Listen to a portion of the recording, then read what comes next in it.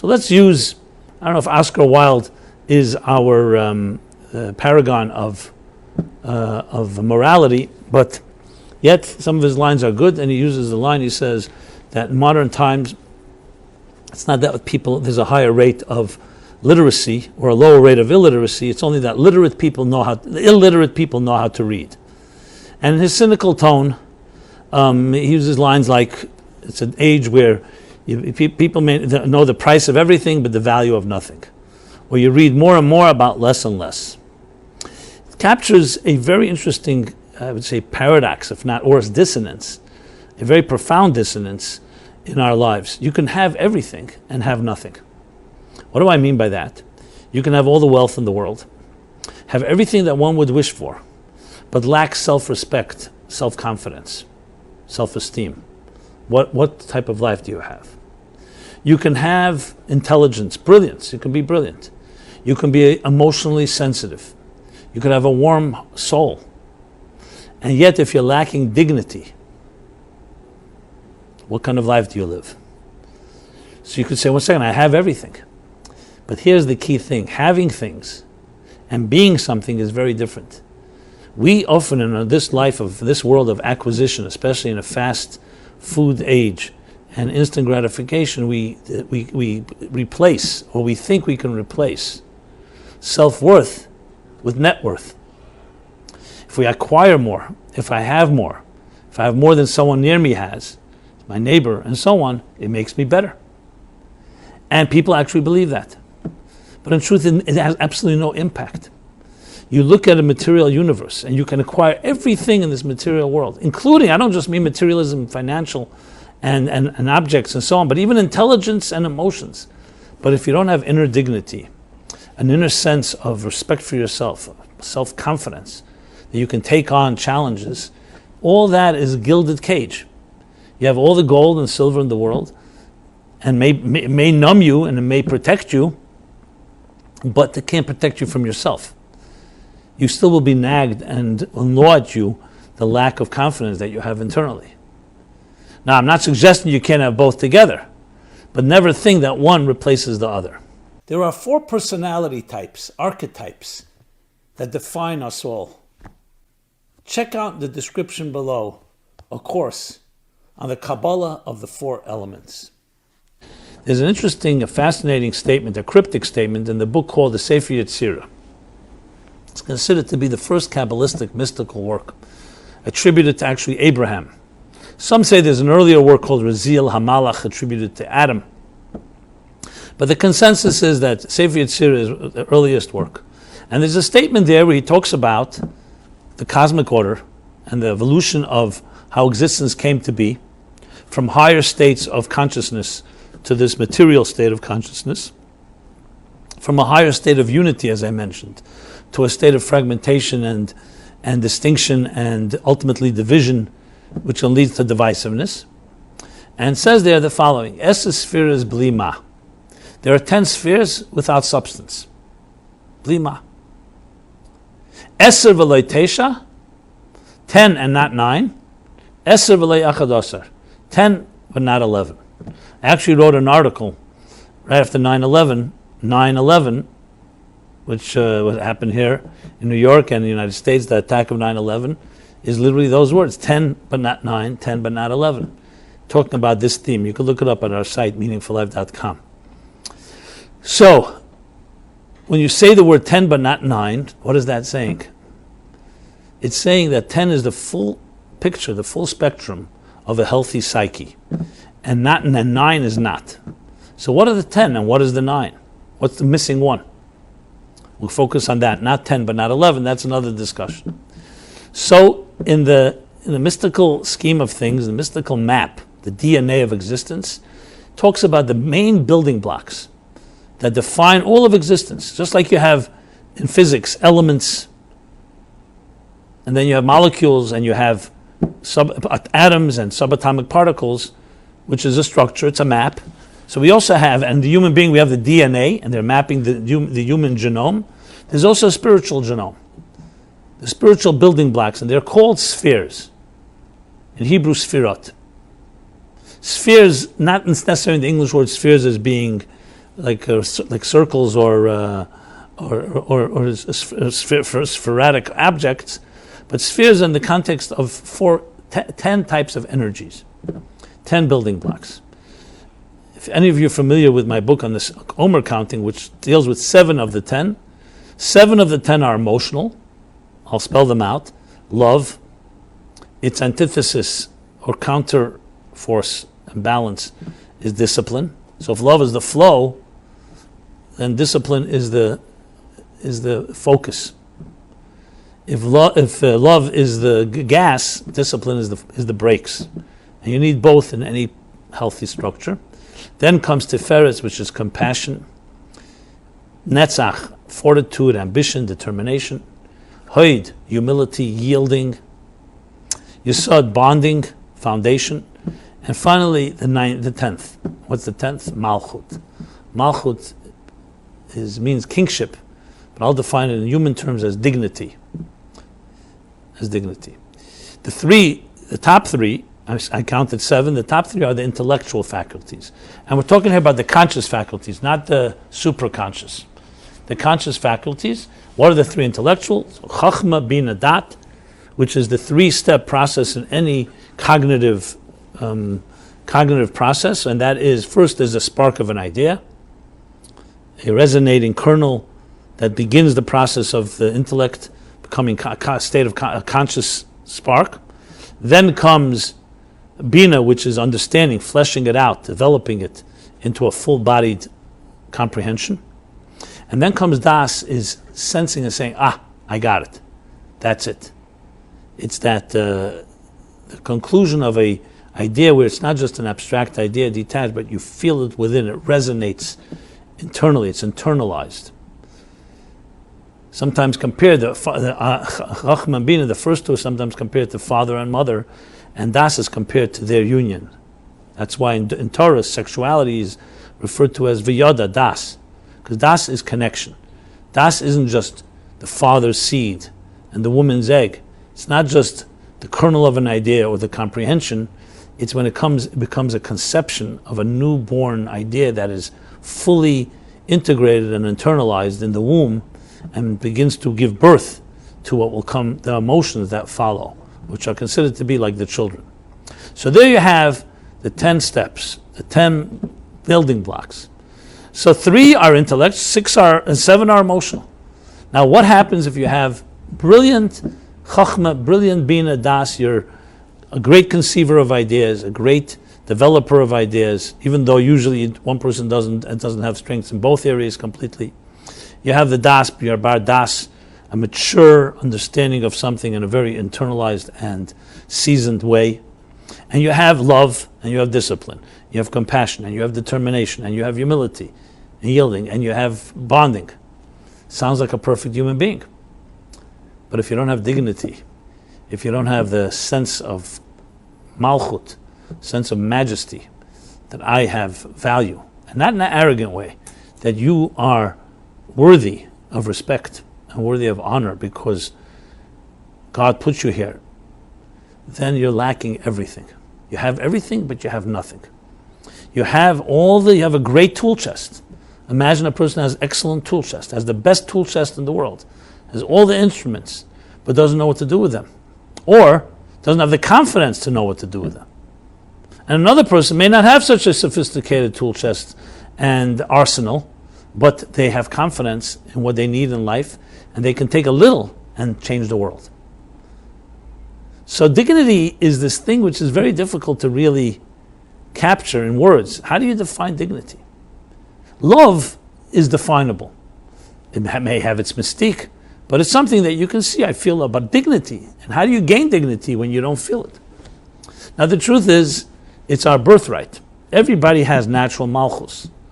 However, in a non-nurturing environment, either at home or in society, or facing the hostility of a world of dog eats dog world, what can happen is that your dignity gets trampled upon, and you lose that respect either because somebody intentionally abused or assaulted your psyche and invalidated you time and again, or you're being humiliated at work or in your life, or just life itself has broken you, too many things that have just simply get to you. Very often we pick it up from our parents. If our parents have a weak malchus, very often they convey that to us. Again, that doesn't mean we're doomed. It means it makes it difficult because you then have a uphill battle to regain and reclaim your dignity, which is, of course, what we're going to be discussing at length. But first, let's define what it is. Now, Tisha B'Av. What is the connection to Tisha B'Av? The 9 days. That's exactly what happened in the 9 days. Especially in the Second Temple. What happened? It says there was sinas chinam, there was baseless hatred, there was fragmentation, more than fragmentation, there was divisiveness. People turned on each other. When you turn on a person, you're essentially assaulting their dignity. What happened was Malchus was being affected and ultimately became shattered. So the destruction of the temple, which we honor on the 9th of Av, both the destruction by the Babylonians and then the Second Temple by the Romans, a temple, what is a temple? A temple is, the Holy Temple was a bridge, an interface between heaven and earth. That's where heaven kissed earth. A physical building on the Temple Mount in Jerusalem where the divine presence dwelled. Beginning from the Bible, when it talks about V'osu le'migdash v'shachanti b'seicham, what does it say? It says, build for me a holy place and I will dwell among you. But there's one big condition for this dwelling.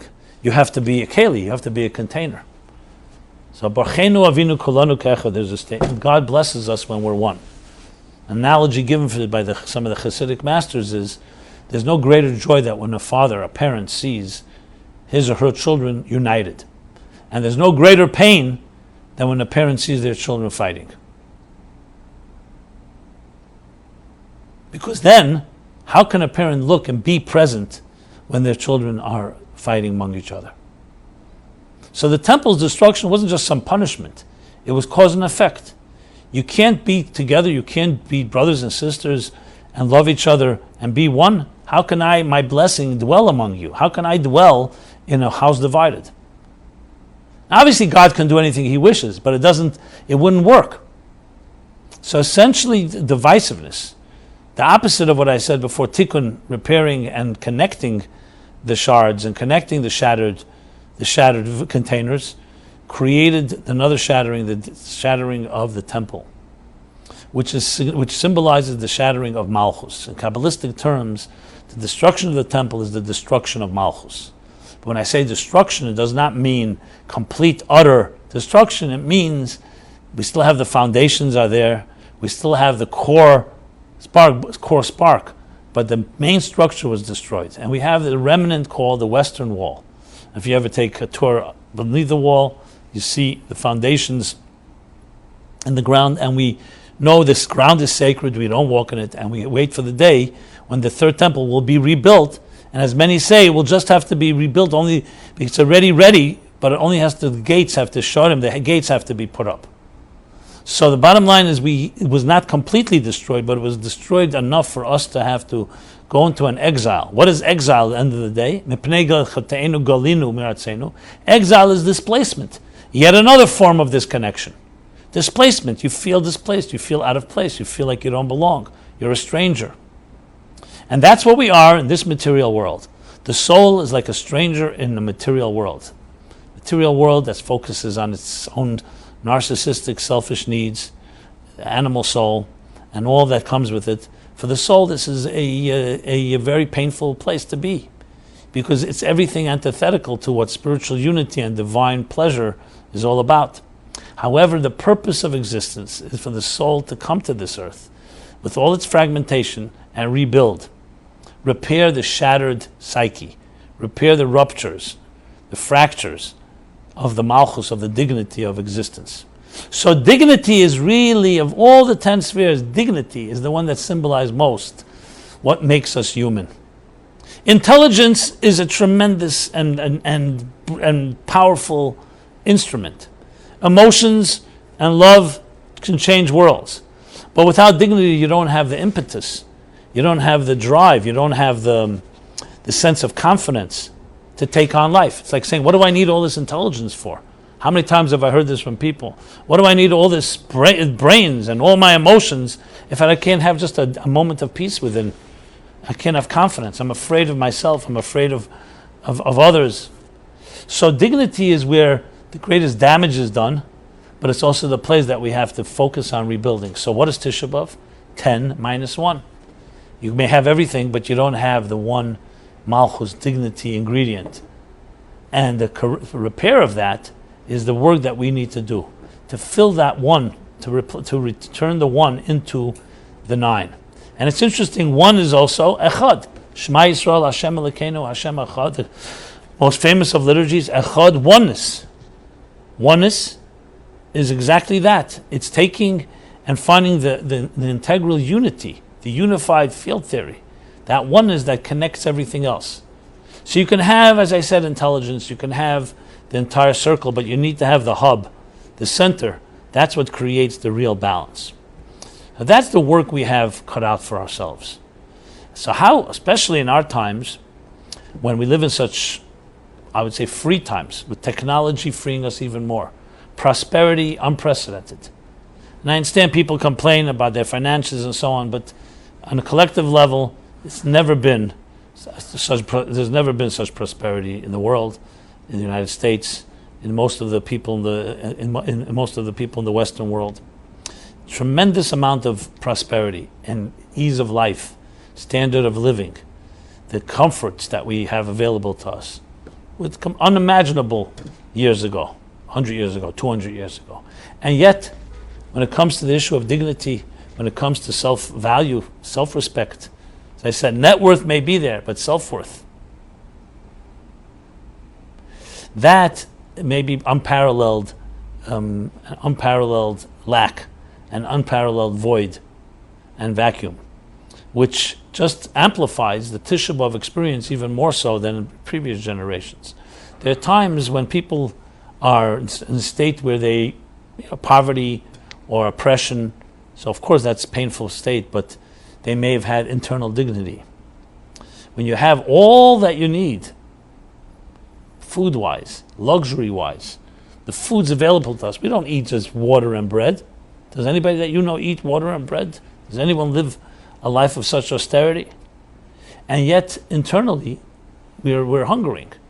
You meet people who eat very well physically, who breathe air, who are healthy, who have many elements in their lives that are extremely... The minyan begins soon.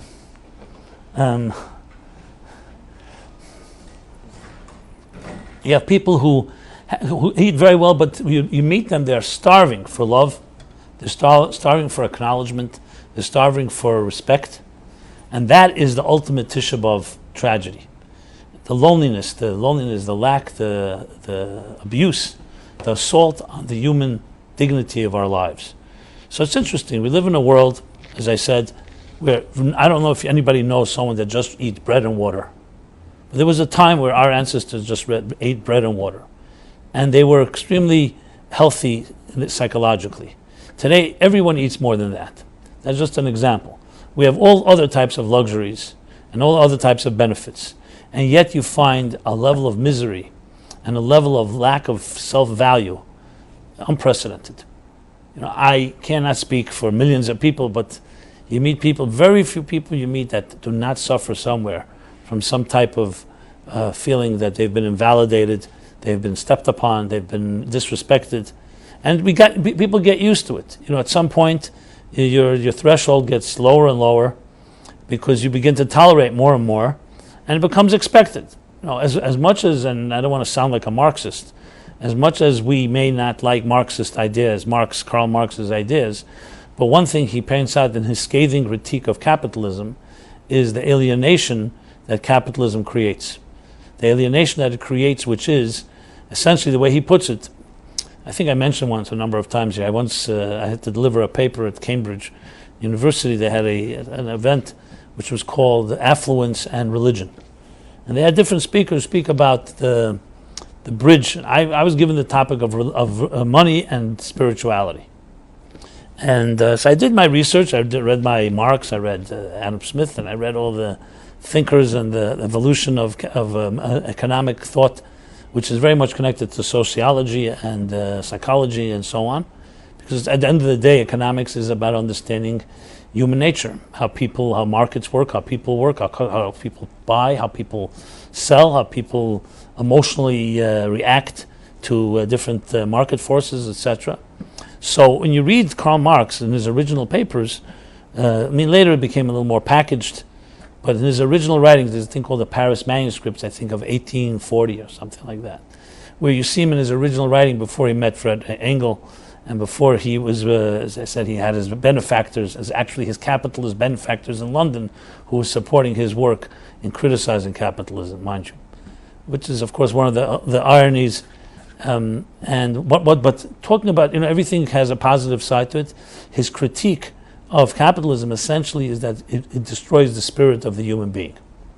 Now, I remember finding a quote from him, and I decided to read it to the audience and ask people who said this.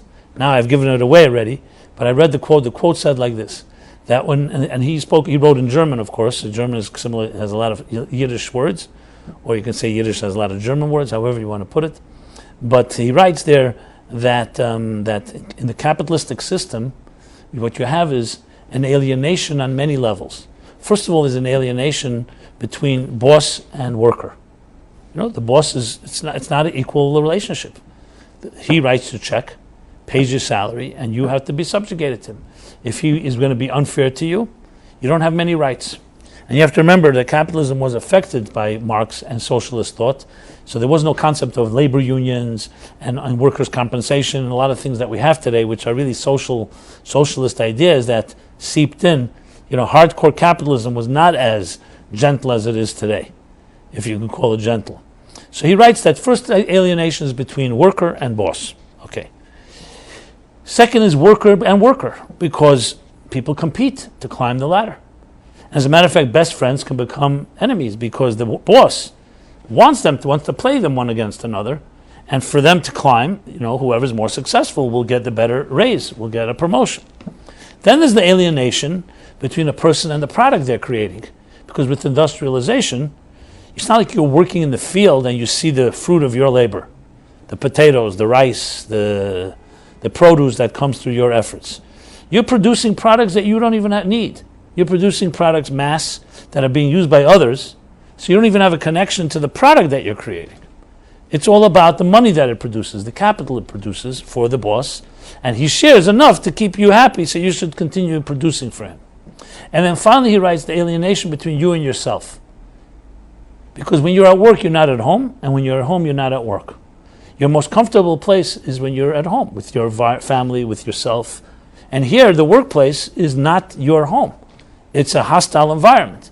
It may be pleasant, but it's still not your comfortable self. So your soul and your work are dichotomous. So I read this quote without saying who it was, and I asked the audience, secular audience, and I said, who said this? So they see me, so they said, one person said the Kotzker Rebbe, someone said the Baal Shem Tov, someone said a Rav Kook. Everyone came up with interesting, different things. Nobody guessed. So I said, it was Marx. So someone yelled out in the back and said, Groucho Marx? I said, no, not Groucho Marx, Karl Marx. And people couldn't, because with all, as I said, with all the critique, remember, his ideas are brilliant. The problem was he didn't have a viable alternative. What did he suggest in turn? That there's no privatization of the economy, of work, and everybody works equally, and everybody gets according to their needs. So you basically create one collective pot, and everybody puts the money into that pot, and then it's divided based on people's needs. You have 10 children, you get more. You have children going to school, you get allocated for that. There's one small problem. A lot of Jews and a lot of intellectuals were drawn to this because it was a utopian vision of a world where there's no competition, where everybody's working towards one goal and everybody's getting what they need. It sounds great idealistically, right? One small problem. Who's deciding what everyone has to get? Who's controlling the pot? Let's put it this way. So there was actually an argument. There was the so-called more radical, like the communist version of Marx, the Lenin, there's the Stalin version, and there was the more socialist version. The real extreme version said that we need to have what they call, that's what Marx writes, that there's a specter hanging over Europe, it's called communism. That the world would have to change entirely, because even if one person on earth that still owns private property, it undermines the whole system. You need everybody participating. But the problem is, how do you create a revolution like this overnight? So some felt you start slowly. Let's first take the Soviet Union, China, etc., and then you take over the rest of the world. Others felt you can't really bring communism into unless everybody agrees. So there's debates back and forth. But the question really is, till the transition takes place, who's going to watch over the private property? So what happened was, the irony of all ironies is that the abuse of individual power is abused by communism, nothing close to any capitalist. Because in truth, capitalism, yes, there's a certain unfairness. The wealthy are wealthy, the poor are poor. The wealthier become wealthier, they control and they manipulate, no question. But there is more than one wealthy. What happened in, for example, the Soviet Union? One Lenin, and then even worse, one Stalin. He controlled it all. So suddenly one man controlled everything. So how did it solve the problem? And he abused it to the fullest. He didn't give anyone individual rights, and he didn't share the money with everyone equally. So that means you can't trust a human being to suddenly control this pot. I'm not going to go through a whole analysis of Marxism, but the bottom line, a viable alternative he did not offer. So his critique stands, and it's good critique. And we see it playing itself out even in the United States. You know, the United States was not built by the founding fathers. They didn't build this country based on greed. They built it on men. All men are created equal, based on rights, based on spiritual rights, inalienable human rights. And that would create an environment. But once money becomes, people make money, that's what happens. They do become greedy, and it does become alienating. I mean, you ask anybody that's in this, especially in the financial world, they tell you it's complete shark. You do not have friends. You can lose your closest friends because it's all about making the profit and climbing. And to the point you do lose your soul in many ways. So Marx was correct. I wrote that paper I delivered in Cambridge is online if you want to read it. It's like a longer essay, several 6-part essay on what's the Torah's answer to this. Because you see, Torah does not advocate socialism. Torah does not say no private property, which is the cornerstone of communism, of Marxism. Torah says only the Levites, only the tribe of Levi did not have private property. But everybody else, absolutely. The land of Israel was divided. People owned property. And there's entire laws, entire tractates in the Talmud that talk about acquisition of property, exchange of property. The Torah's ultimate answer, since I'm already on the topic, I'll just say one briefly, is charity. It's tzedakah. That tzedakah, charity is the ultimate redemption. Charity is ultimately the answer. Self-imposed. Meaning that people have to on their own understand that it's God's gifts. But bottom line is, without God, you can't really have an economy that will be a fair economy. So both Marx has good arguments, and capitalism has its weaknesses, but you need to have the divine dimension, which of course Marx cut out by saying that religion is the opiate of the masses. So essentially he cut out the ultimate reason, the only way that really you can create an equality among a competition, a financial competition, which of course the argument of capitalism is that if people are not going to benefit from greed, they're not going to be driven to succeed. Why would I work harder if I'm getting anyway only a certain amount back? But getting back to our topic here, that is very true, money and the money markets and the acquisition of wealth to the point of obscenity, to the point even if you don't have it, people are running after it. They're lohut, what's the expression? Odom lohut, achem amayim. A person is, it's hard to define. Lohut is a Hebrew word which means like obsessed, like almost a obsession with finance. Is no question is an ultimate assault on human dignity, because it means more money means you're more special. How many people have I heard this from? You know, I just a few weeks ago I was meeting someone. I mean, it's always painful to repeat these type of stories. And she's telling me about the abuse she grew up in a home. Father was a monster. He says, but he had money, so he was honored. And she said the worst possible day for her was when she had to go to the shul or to the dinner, and her father getting honored, and pictures, and smiling, and everybody's so happy. And she knew him to be a monster. So there's where you have clearly how the gilded cage, you smear a little silver and gold. You can take something that is completely, I don't want to use any expletives, but complete despicable individual, despicable behavior is something glossed over when there's some money. And how many people criticize that? And they say it comes to money. Everybody, where we all know in our minds, and we know from the Torah that wealth, even though Rebbe Machabed Ashirim, the Talmud says that Rabbeinu HaKadosh, Rabbi Yehuda Nasi, honored the wealthy, but as it's explained, he didn't honor the wealthy because he bowed to them, is because God blessed them with opportunity. So he honored that opportunity, but no way would compromise his values. Once wealth replaces, it creates the value that replaces true value, that's when the problems begin. But we live exactly in such a world. And if it's not wealth, it's power or influence or other external forces. So when you talk about Tisha B'Av, if you think about it, it's I don't like to say the word brilliant, but it's fascinating that almost 2,000 years ago, and then 2,000 and some years ago for this first temple and the second temple, both destroyed on this day, the 9th day of Av, and there's no accidents. Why on the 9th? Why not on the 10th? Why not on the 8th? Because the Sefer Yetzirah, as I said before, says 10 but not 9. And it talks about the building blocks of existence, or the building blocks of the psyche, is 10 but not 9. Now one little thing missing. What's missing?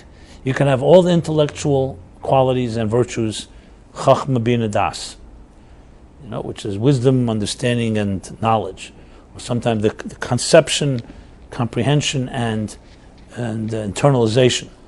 You can have the emotions. You can have love in the fullest sense of the word, and discipline, and compassion. That's Chesed Gvura Tiferes. Netzach Chayid Yesod, which is determination, and humility, and foundation or bonding.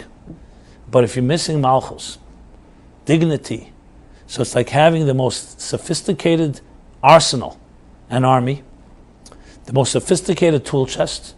You have all the brilliance and all the emotions. You can be a good person, a sensitive person, a kind person, a genius, but you're lacking one most important thing: self-respect, dignity, malchus.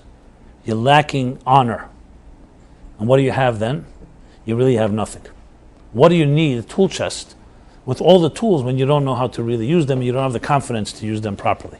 Or you use them in ways that just are self-aggrandizing, self-building yourself, or covering up your lack of dignity with buying more things or hoarding. Remember, it's not no name, so there's no Lashon Hara, but I remember someone describing an individual that I met that was very obnoxious, and he tells me, I said, what's the story with this guy? He says he hides his ignorance with his arrogance. I thought it was a good way to put it. So we all are hiding things. When a person has no self-confidence, what do you think they usually do? They behave like they have a lot of self-confidence. How? By trying to control others. Why would someone need to control another person? If you're really confident with yourself, why do you need to control someone else? It doesn't make any sense. It's because you don't control over yourself, so you try to control others.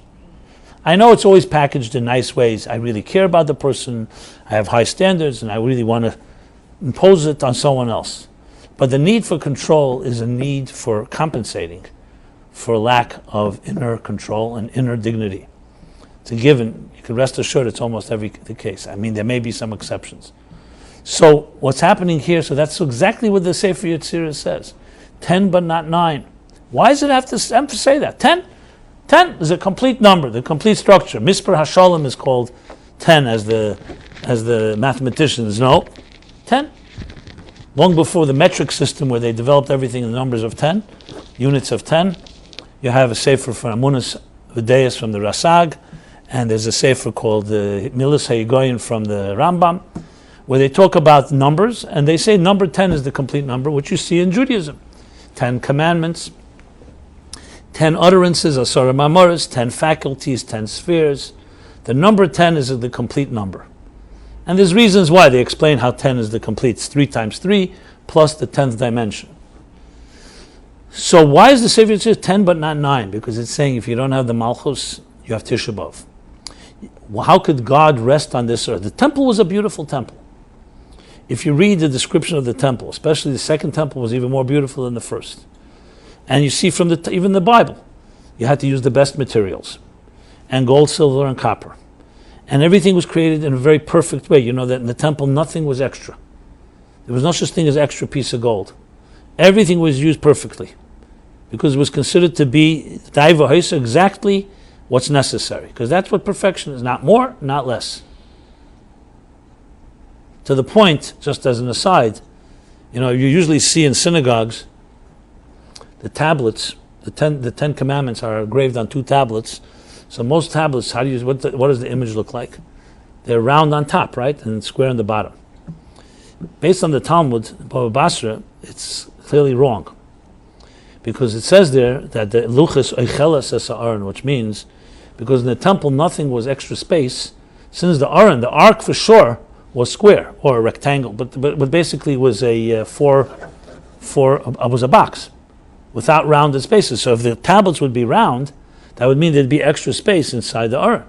And based on the Talmud, that echelas means that it reached in all directions, is like filled the entire space, you'd have to say that the tablets were squarish. Just as an aside. So the temple was built, the koved l'tiferes, that's the expression, to honor, beauty, everything was there. Now, not because Judaism worships external, but because outer beauty is an expression of inner beauty. So we say, Yifas Toyar, Yifas Mara. Beauty, Zekeli Vanveyu. Beauty is considered a virtue, even physical beauty. If physical beauty is seen separate from inner beauty, then it's Hevel Achen Sheker Achen Hevel Ayefi. Then it's hollow, it's empty. What's external beauty?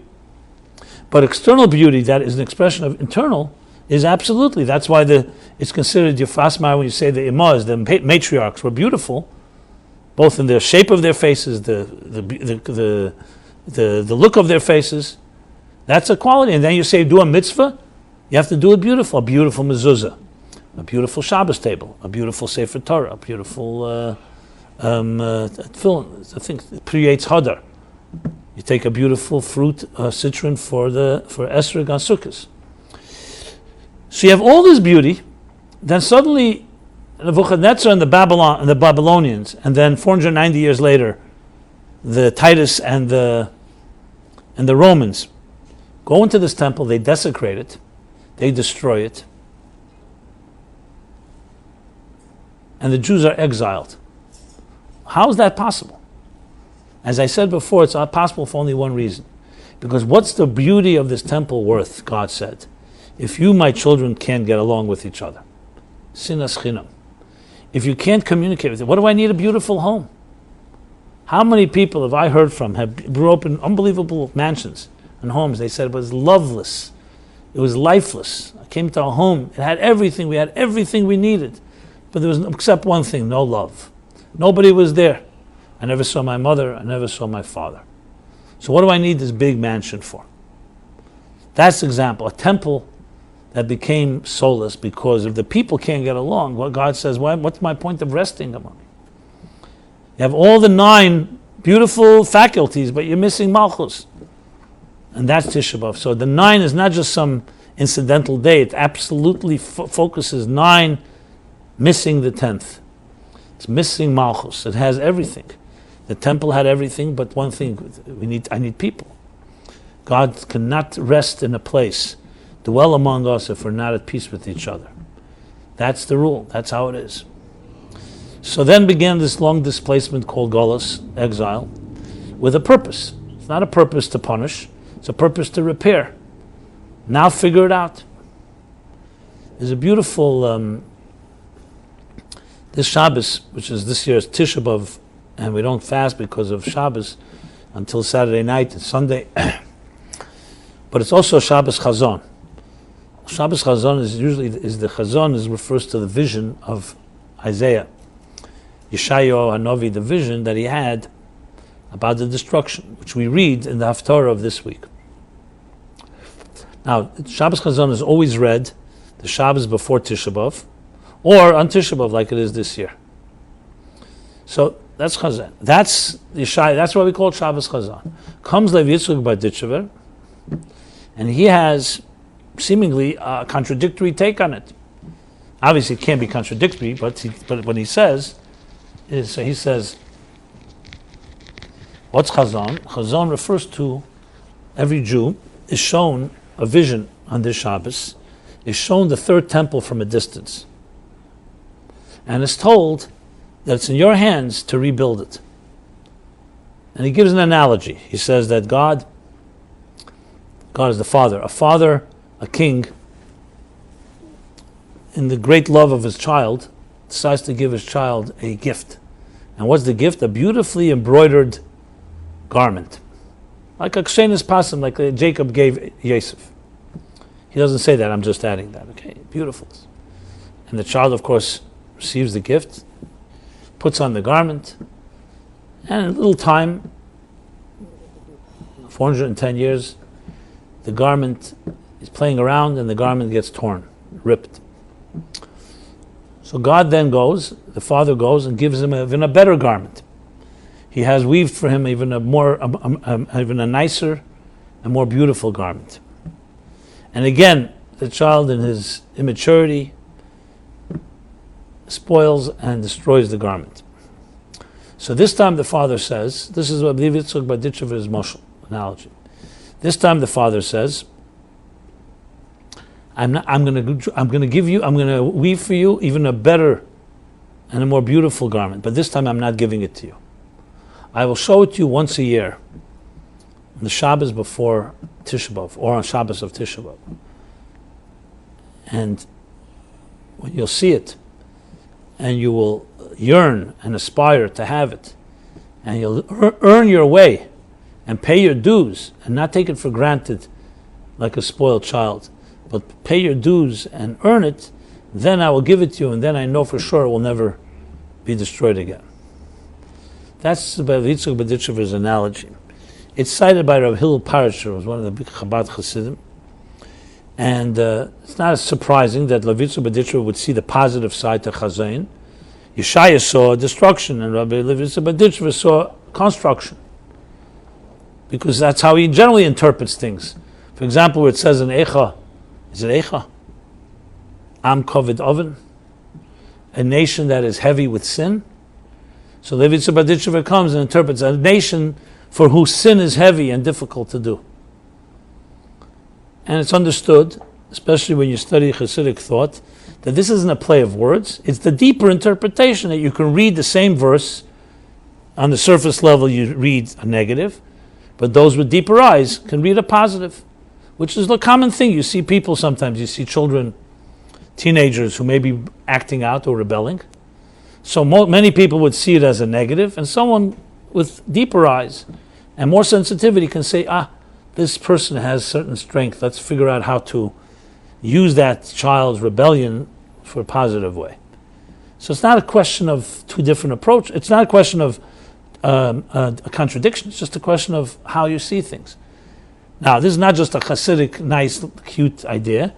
It's actually a Talmud. The end of Makos is a whole Talmud that talks about this, where Rabbi Akiva and his colleagues were looking at the Temple Mount. And remember, this is not long after the temple was destroyed. And Rabbi Akiva and the other his colleagues began to weep because they saw Shohalim, they saw a fox walking around in the holy ground where the temple stood, where the Holy of Holies was, once the Holy of Holies. And they see fox, it was like a wilderness. They see wild animals running around there. The worst possible. Even today, it's more or less like that. And Rabbi Akiva, and why are they crying? Because they say they see the fulfillment of the prophecy, of the vision of the temple being a place of wilderness, barren wilderness. And Rabbi Akiva began to laugh, and they said, "What are you laughing about?" So he says, because he sees the fulfillment of the end of the prophecy, that after the barren wilderness will come the redemption, and the Gula, and so on, and there will be the rebuilding of the Beis HaMikdash. So the end of the Gemara is Akiva Nechamtani, Akiva Nechamtani. Akiva, you've consoled us. Akiva, you've consoled us. So the obvious question is, what did he see that they didn't see? And why did he see it and they didn't see it? The answer is because you could look with the same vision, you could look at the same thing, and two people see something else. You look with a certain set of eyes, you see a building raised with a Z. and you see nothing there, you see destruction. And someone else may say, 1 second, they raised the building in order to build a better building in its place. Now Rabbi Akiva had that ability, he had the ability to see further. Why? Because he was Rabbi Akiva. Who was Rabbi Akiva? His name indicates it, like Akev, like Yaakov, the heel. He was either a convert or a child of converts. And we know the story that until age 40, he knew nothing in Torah, whatever the reason was. And then he went and he became the greatest Talmud, Kul Aliba de Rabbi Akiva, became, with a long story short, the greatest Talmudic scholar of all. Everything follows Rabbi Akiva. And he had the 5 great students, Rashbi, Rabbi Meir, and so on and so forth. So, Rabbi Akiva, because he came from darkness, appreciated, was able to see beyond darkness.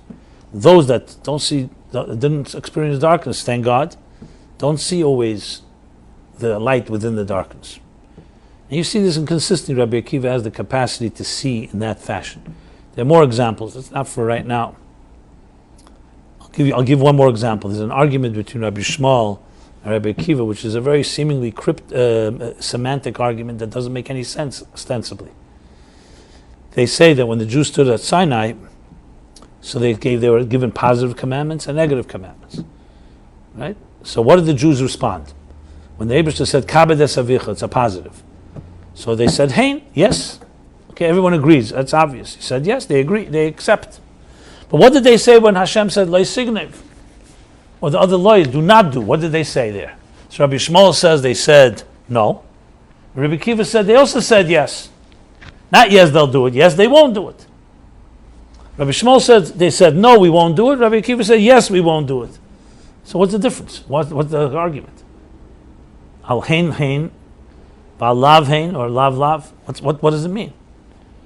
So one powerful answer, I heard this from the Rebbe. I'm sure there are many different answers, but this answer is and fits to their personality. Rabbi Yishmael was a Kohen Gadol. He lived in the light. He was a person of privilege. So for him, when he saw a positive is a positive, a negative is a negative. A yes is a yes, a no is a no. Rabbi Akiva lived in a world of no. He understood what darkness was. So he saw the yes even in the no. So they said yes. They didn't just say no. Which means that the negative has a positive dimension to it. So they're not just arguing about words. Obviously, in both contexts, they wouldn't do it. But one is not doing it, avoiding it, and one is, by avoiding it, you are revealing a deeper light. So the point is that when you look at Chazain, Levi Yitzchak Berditchev looks at Chazain, so Yeshaya is speaking the vision that he sees. But remember, the end of the Haftarah is Sim b'mishpat tepodah v'shaveh b'tzedakah. It doesn't end with destruction. It says Zion will be redeemed with mishpat, law, Torah, and with charity, its captives will be freed. So Yitzchak Berditchev is saying, especially in the end of days, we're getting closer to the days of time of Mashiach, that we're shown the Beis Hamikdash, that's the Chazain, the vision. In order to what? Will elicit in us the gaguim, the yearning, the aspiration to gain that. You know, you show something to someone in order to awaken them a yearning for it. And that's the connection back to what I was saying before about dignity. So interestingly, it's not that 10 and not 9, when you're missing that the dignity or the majesty, it's over. It's not over. A year like this, especially, even not a year like this, Tisha B'Av has a dual side to it. It's the darkest time. But you know, when is Mashiach born? The Medrash tells the story that the sages were traveling up north near Tzfat, near northern Israel, and they came to a farm, and it was the time when the Romans had begun burning the Beis Hamikdash. And it says an Arab farmer had a cow, and the cow began to groan, Gasa Parasa. And the Arab farmer, this is what the Medrash says, the Arab farmer in Echarab, the Arab farmer tells the sages, tells the rabbis, tells the Jews, your temple was just destroyed. The groan of the cow was sensing that something terrible had happened. So of course they were devastated. And then a moment later, a few moments later, the cow groaned again. Second time. And he says, and your Redeemer was just born. Mashiach, Neilda Mashiach, Mashiach Shal Yisrael. So of course the question is, what is this exactly? Which is, the Arizal says, that's why we say Nachem, Tisha B'Av in the afternoon by Mincha. Nachem is a consolation prayer. But we know that's when the flames were at their highest. The highest point was in the afternoon of the 9th of Av. Because in the throes of darkness is the birth of Mashiach, because there's no such thing as that devastation as an end in itself. Within the darkest moment comes the healing. Now this year, it's an interesting question when exactly all this takes place. Because Shabbos, we don't say Nachem. And obviously Shabbos is not a fast day. But on the other hand, the destruction happened on Tisha B'Av, not on the 10th of Av. So that's another discussion, how we understand it. But you could say, the last year, the Rebbe's talks that I remember, there was Tisha B'Av, Tafshin Nun Aleph, 1991. So he compared the 9th of Av and 10th of Av to Erev Yom Kippur, which is also 9 and 10. And Kol ha'echel v'sheisa b'tishi is ki'ilu achel v'hisana v'achel in Be'asiri. That's why we eat an extra meal. So talking about basically experiencing the same thing. One is through eating and one is through fasting. So this year, when Tisha B'Av is on Shabbos, obviously it's a mitzvah to celebrate Shabbos. But in a way, you're experiencing the Tisha B'Av in a positive light, in that sense. But regardless how you understand it, the point I'm making here is that the fact that someone's dignity may have been compromised, and our egos, and our self-respect or self-esteem shattered in some way or another, or fractured, is not the end of the story. Within it lies the healing. So even though it's 10 and not 9, it's 9, it's missing the 1, but it's not over. The challenge is how to find the healing in the process. So as I mentioned about Rabbi Akiva, the first place is to recognize that those of us whose dignity has in some way been compromised can appreciate dignity more than those who have not. I always tell the story about that woman from St. Louis reading my book, and the note she wrote to me. I'll just share it briefly because it so captures the story so well. So I was in St. Louis and I spoke there after Torah Meaningful Life was published. And after I returned to New York, I received this note. This was a note that till this day still shakes me up and resonates.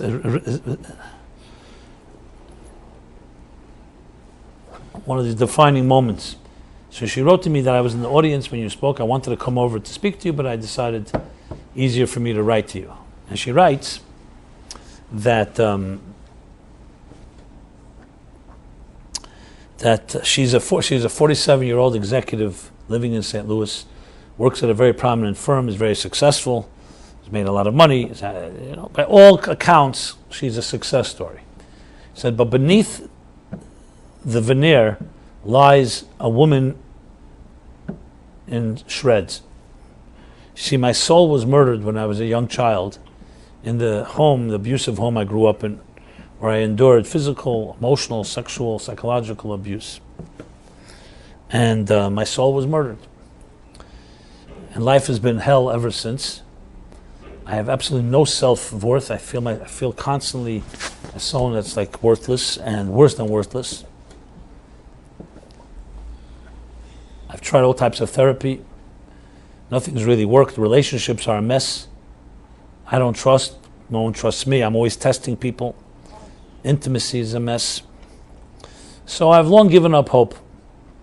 What do people like me do when you lose inner control? You create outer control. You become super ambitious, and super driven, and successful. You do anything just to numb and somewhat mask your anguish. But it really doesn't work. It's just day to day. So often very suicidal thoughts. And from day to day, I just go, I breathe in, I take it day by day. Someone gave me a copy of your book. I'm Jewish, but unaffiliated. I never went anywhere to anything, no connection to anything Jewish. But I began looking through the book, and a line jumped out at me that struck me like a bullet between my eyes. And they touched a deep chord inside of me. And that is the following. What it said there, the line was, birth is God saying that you matter. And then she writes again, and I read it again, birth is God saying that you matter. And I read it a third time, birth is God saying that you matter. And I will read it the rest of my entire life. And I suddenly realized after 47 years of hell that despite what my parents did and told me of how worthless I am, I was an accident, I was a mistake. Nobody wants me, nobody needs me, I'm valueless, I'm just a... And despite what society tells us, that our value is nothing more than the statistic on someone's balance sheet, and that we are defined by our looks, and by our youth, and by our performance, and by our buying power, and our social status. Despite all that, I realize now that I matter to the one that matters most, God. And even if I achieve nothing on a certain day, and I don't have the looks, and I don't have the buying power, and I don't have the status, I still am indispensable and absolutely necessary. And then she concludes her note like this. So though I have many years to heal, I have my work cut out for me. And that is, listen to this, to create bypass surgery, to bypass the infected arteries that were so polluted by the abuse I endured, and reconnect to that pure moment at birth. Birth is God saying you matter, the moment where God said, you're my child, I need you, and I love you, no matter what. And then her last line in the note was, thank you for giving me back my life. Yeah. So, you can imagine, or maybe you can't imagine, I was like crying when I read it. I was like so shaken by it. Firstly, a woman shares her sacred confidence. She doesn't know me never met her before. She just came to hear me speak one night. And I went back to read the chapter, frankly, even though I wrote it. But a book is not yours. Once it's written, it belongs to the reader. So I wanted to read it from her eyes, from her perspective. And I read it, and I appreciated it in a different way, obviously, because I never thought of it quite that way. I wrote her back a note, offering her my help, support, kind words, if anything I can do.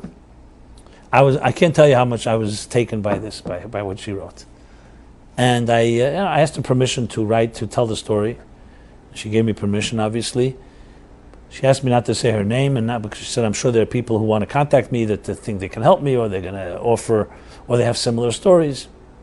So it stays till this day between me and her. But I've told the story to hundreds of thousands of people for sure. Because over the years, I tell the story many times. And the story continues to haunt me, to be honest, till this day. And the way I understand Tisha B'Av so much deeper because of this story. I'll tell you why. I remember when it was, years later, I wrote back. We write to each other once in a while. We email each other. Still struggles, but I wrote to her, since I've been telling your story and since I remember it happening, I think about it all the time about, do I really matter? And I ask audiences, and I've asked so many people, I said, do you matter? Do you think you matter? So first people chuckle and they think it's like some type of joke. What kind of question is that? Of course I matter. I have a healthy ego. I have plaques on the wall. I have this achievement, that achievement. I have family that tells me they love me. I have children, I have grandchildren, I have parents, whatever it is. Yeah, obviously I understand that. That's not the point. So I said, let me rephrase the question. If you were never born, would it make a difference to anybody? In other words, do you cosmically matter? Do you matter on a cosmic level? Remember, if you aren't born, it's not a tragedy if you don't appear because no one's expecting you. Obviously, once you're here, what we'll call circumstantial value you have, which means you're here, so we do everything to justify our existence, and many of us do great things. People bring up beautiful families, people do great charity work, people do other philanthropy, other kindness, and that's not the question. I'm not suggesting everything we do is valueless. But do you really matter on a cosmic level? There's 7 billion people on the planet. if you weren't around, would it make a big difference to whom? Besides your circle. And what bigger, the bigger picture does it make a difference? Or is it another grain of sand? So we all know the story where the guy is going on a beach and throwing clams back into the water.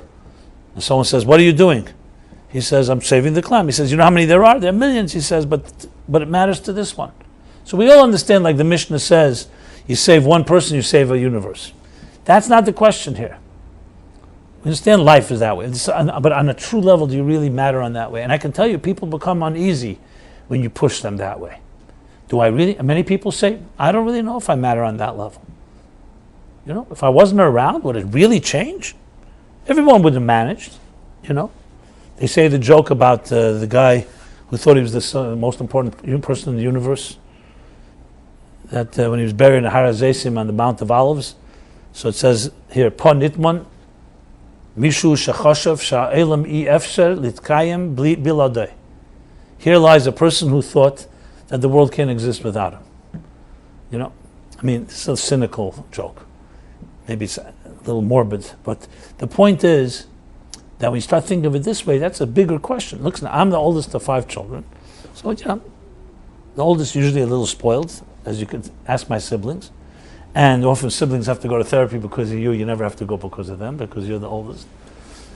So your parents tell you that you're special and so on. But then you say to yourself, and I said to myself, okay, so I'm special because my parents told me I'm special. And what happens, God forbid, one day your parents tell you you're not so special? I'm not saying they will, but in the case, so your stocks go down? So in other words, they give you value and they can take value? Which is what happened to this woman. So then what she taught me was that the eclipse of the sun can teach you more about light than light of the sun can teach you. See, she did not have the luxury or the dignity of being valued by her family and parents. On the contrary, they did everything the opposite. They robbed her of her dignity.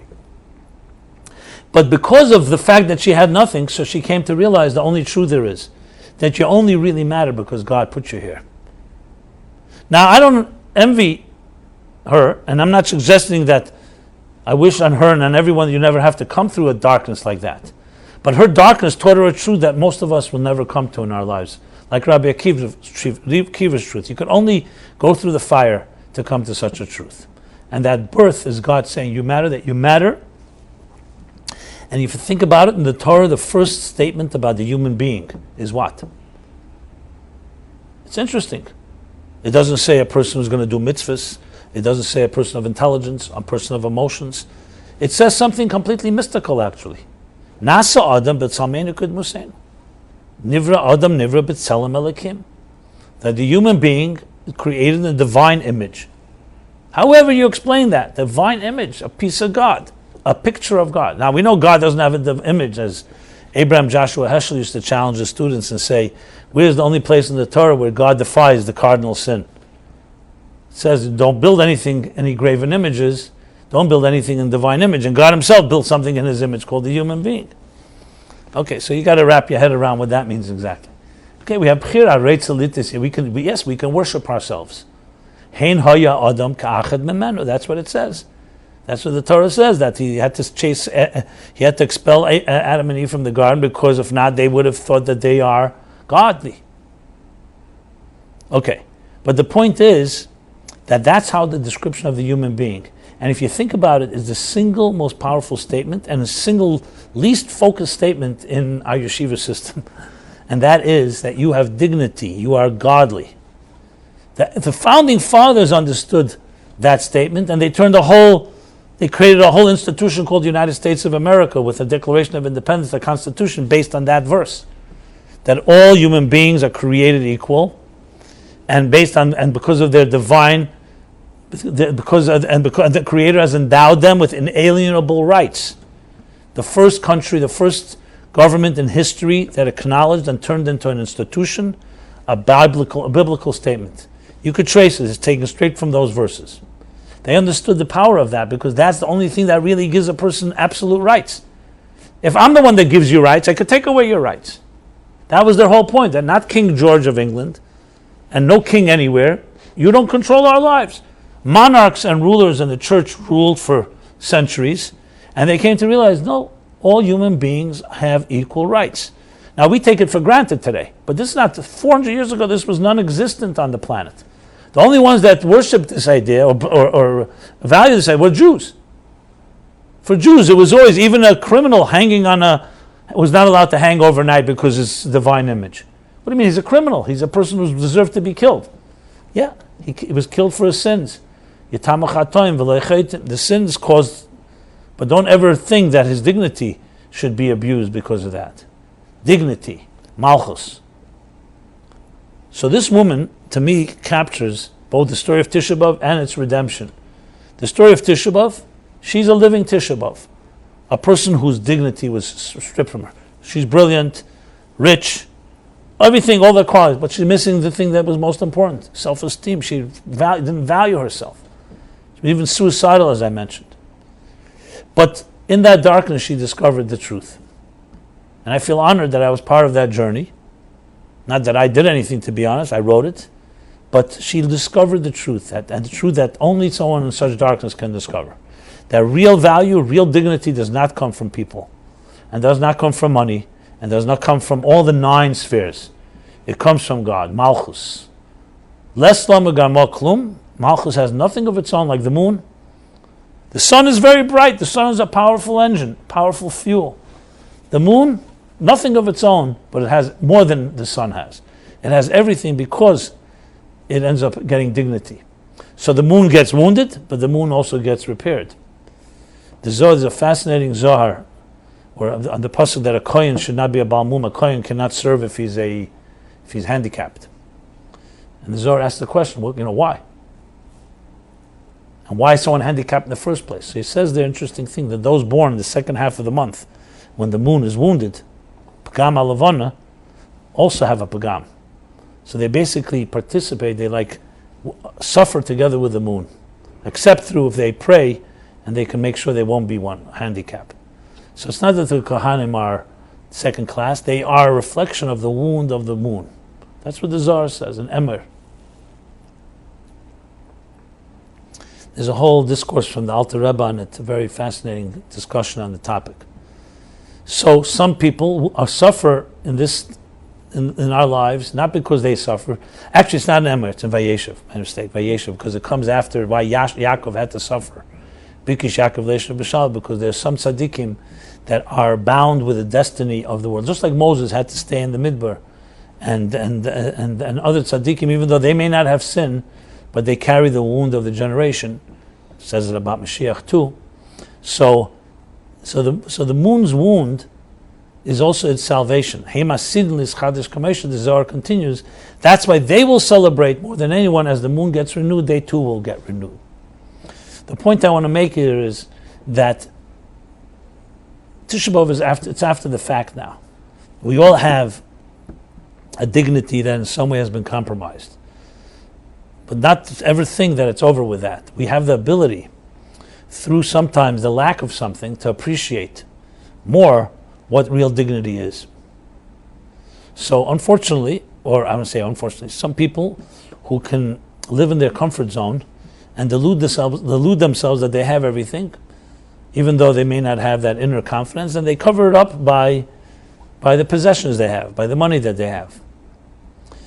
But if a person is truthful and a person who does not have that, that's an awakening to recognize that you can get something which is the most powerful thing of all, is that inner sense of confidence. And that comes from our divine connection, exactly what this woman discovered. Not through possessions, not through looks, not through anything external, which is where we usually run, but from the fact that God put you here.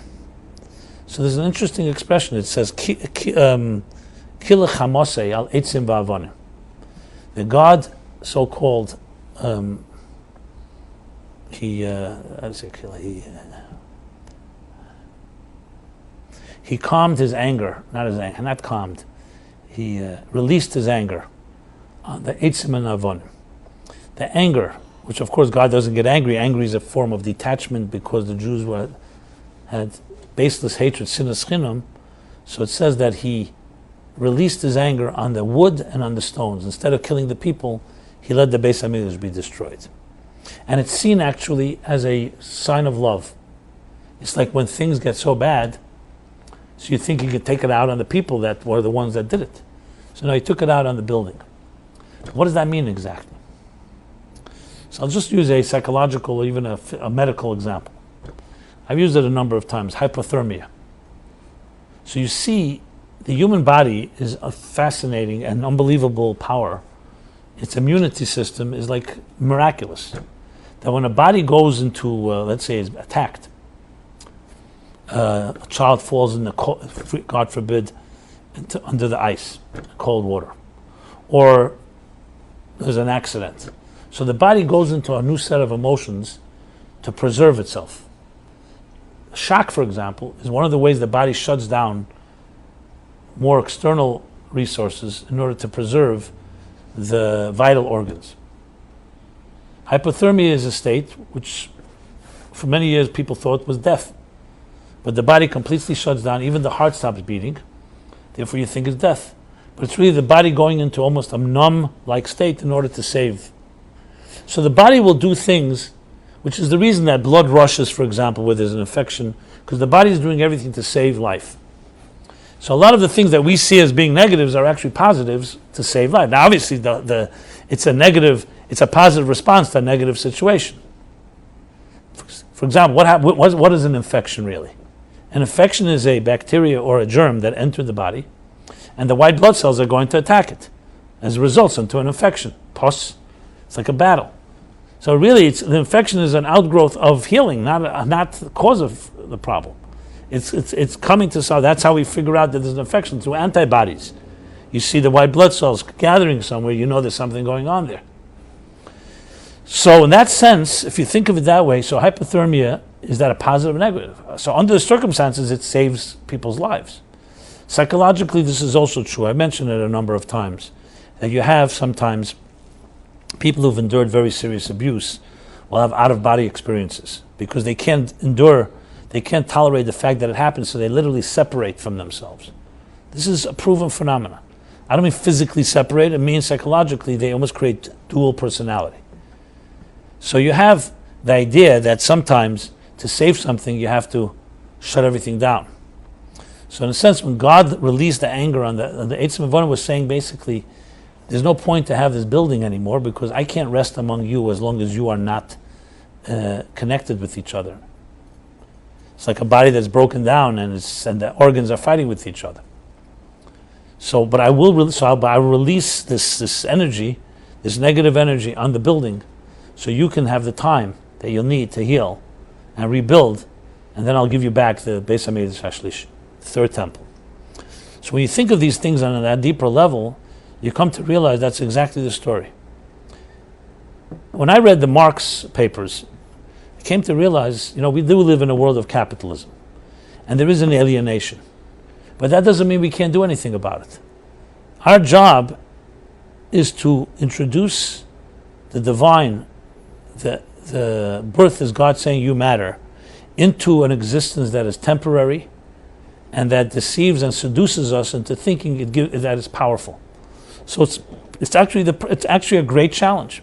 That living in a prosperous world like ours, in a world where technology and information overload is keeping us busy all day and all night.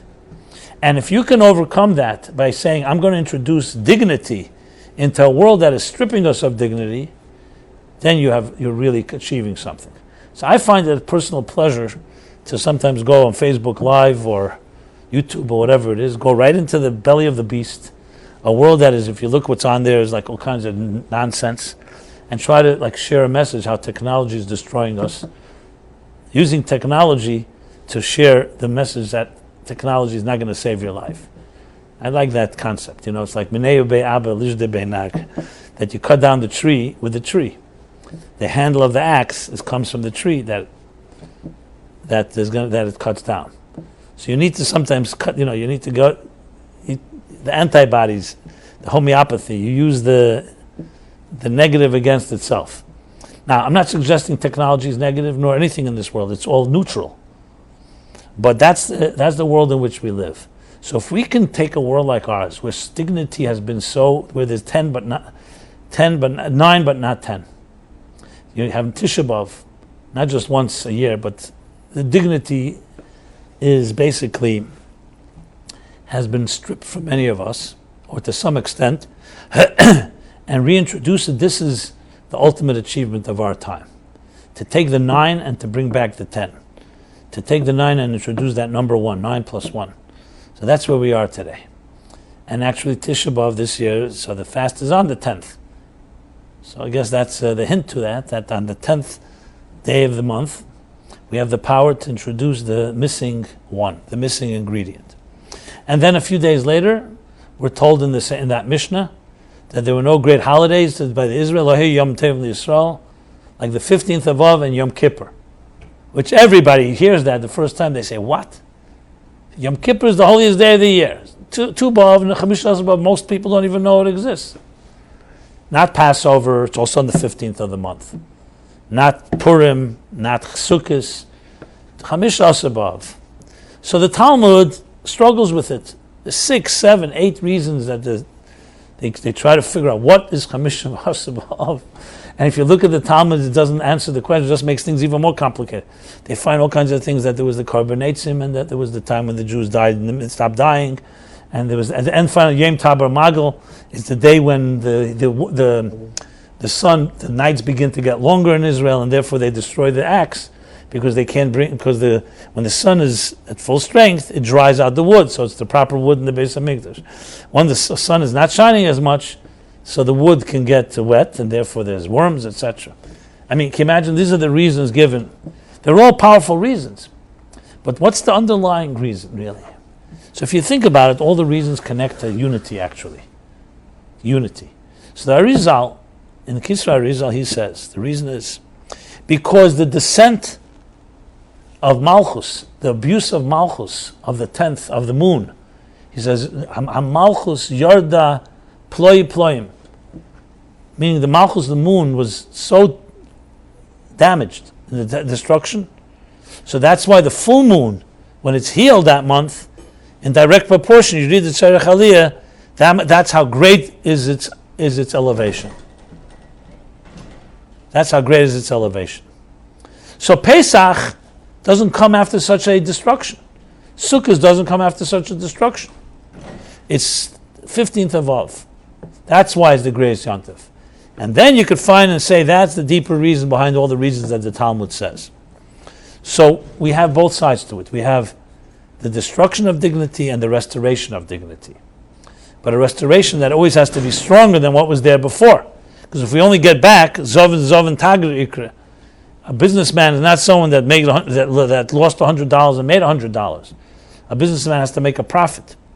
So that's why it says that when Mashiach comes, Tisha B'Av will be the greatest holiday. There'll be no joy like the joy of Tisha B'Av. So, dignity is the story. We have the opportunity to look at ourselves and recognize that we have the right, the birthright, to be valued. And it begins with valuing yourself. It makes no difference what others say about you. It makes no difference what others did to you. A person lives and consumed and is obsessed with what others said to them. How did that person have a right to hurt me or humiliate me? That doesn't help you build your dignity. That helps you become a victim, remain a victim. You don't want to be a victim at anyone's hands. You have to recognize that you have a connection to the highest source of all, God, and He wants you here. And it's not the way to go is to figure out how to get even with, or how those that hurt you should be hurt. Because even if it happens, how's that going to help you? The key is to look at, why am I so vulnerable to other people? Why am I so weak? And to recognize you don't have to be. So Tisha B'Av is a reminder of both sides. On one hand, yes, we're missing the one, because we live in a world that constantly is assaulting our psyche and our dignity. Number two, however, the second half of the day, we say Nachem. That means the birth of the Neil the Mashiach Shal Yisrael. So the first groan of the cow is that, yes, dignity has been fractured, has been ruptured. But the second groan of the cow is that the healing has been born. And that's what we have the ability to reconnect to. So in a strange way, you can say the darkness of the 9 days, it's so-called deprivation. We don't eat meat, we don't celebrate. It's considered days of mourning to a certain extent. Of course, Tisha B'Av itself, this year after Shabbos, and Sunday if Mashiach doesn't come. And we dim the lights. It's a dark day. But there's no such thing as darkness without deeper light. So it's the darkness, like the story with the woman in St. Louis, that the eclipse of the sun that can teach us more about dignity. When things are going well, you can convince yourself, hey, you know what? I feel good about myself. I'm valuable. It's when you are sensitive, like sensitive to the wound of the moon. You're sensitive to the wounds of this world and your own wounds. That's when you begin to recognize the need and the power to heal from it. And comes down to connecting to God. That's what it comes down to. Connecting to the purpose of why you're here, the divine purpose, connecting to influencing and impacting others, which is always the best way of avoiding you being impacted by them. Instead of the detractors and all the naysayers telling you, you can't do this, you can't do that, you can't do this, you can't do that, you initiate. You surround yourself with people who are initiators, who are leaders, who are pioneers, who tell you could do it. Don't give up, you could do it. Forge ahead. People look for lessons from the Olympics. One of the things you see, and there's a lot of frivolous and superficial stuff, but one thing that you could say a positive, you see the drive for excellence. And as much as I'm sure everybody's told you can't do this, all these children, whether it's swimmers or gymnastics or gymnasts or this, I'm sure we're told you can't do it. And then you see somebody, a life dream has been fulfilled.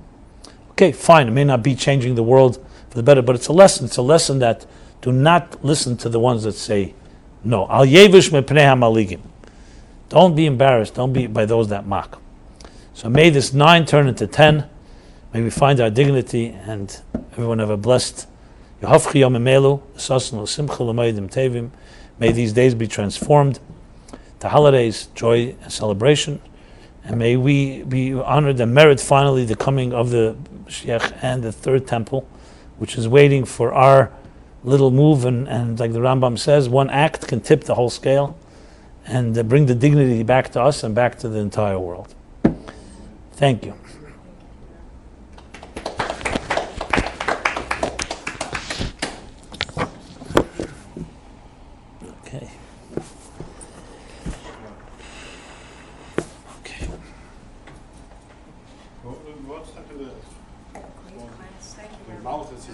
Less number can make clean. What does that mean? It doesn't have anything from itself. It gets it from. I left something for you to. No, I didn't want it all to be understood, Just answer is look.